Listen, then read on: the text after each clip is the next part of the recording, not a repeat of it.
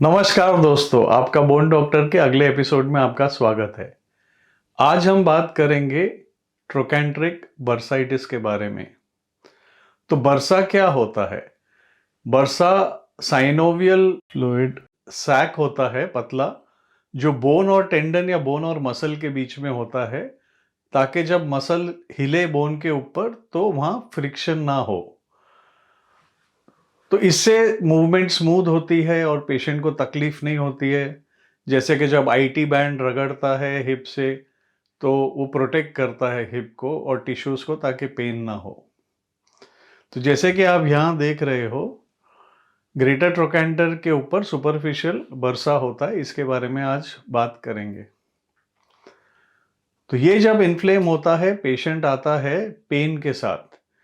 Patient को डल aching होता है on the side of the hip. वो हाथ रखता है ट्रोकेंटर के ऊपर और अक्सर उसे सीढ़ी चढ़ने उतरने में या ज़मीन से उठने में तकलीफ होती है।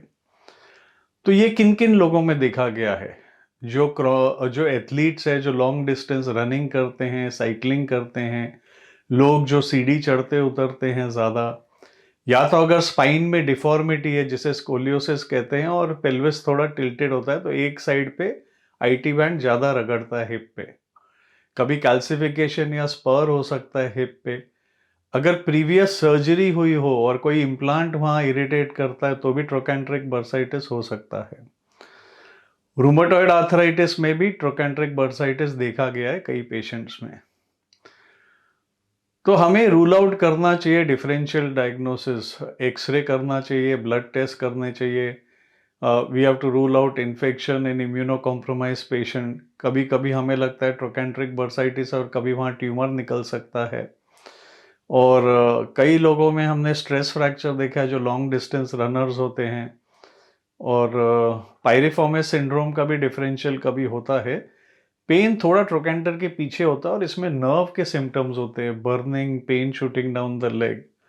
तो ये अलग चीज है।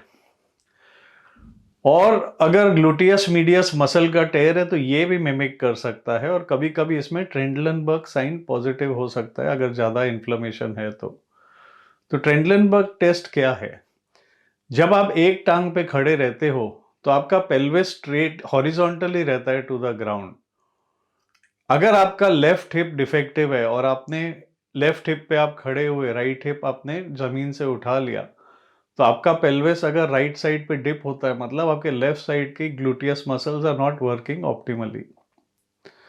तो ये सारे डिफरेंशियल डायग्नोसिस हमें रूल आउट करने चाहिए। कई लोगों को जो ज़्यादा योगा वगैरह करते हैं, ज़्यादा समय तक क्रॉस लेग बैठते हैं, इनमें भी तकलीफ होती है।